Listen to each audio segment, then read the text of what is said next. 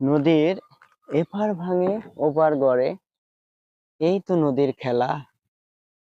সন্ধ্যাবেলার ধনী রে তুই, ফকির সকালবেলা। আমি এখন আমাদের গ্রামের পাশ দিয়ে বয়ে যাওয়া ভাটই নদীতে অবস্থান করছি। এটা টিনের একটা ডিঙ্গি। যদিও আমাদের ভাটই নদীতে এখন পানি নাই এবং প্রচুর শ্যাওলা, যার জন্য আমার ডিঙিটু বাইতে কিন্তু খুব কষ্ট হচ্ছে। আসছিলাম শখের বশত। এক সময় যখন এই নদী পানিতে টয়টুম্বুর থাকে,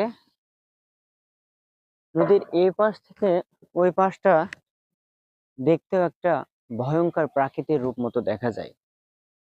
যদিও আবার আষাঢ় শ্রাবণ ও বর্ষাকালে নদী তার আগের রূপ যৌবন ফিরে পাবে, কিন্তু তখন হয়তো আমার আর আশা হবে না।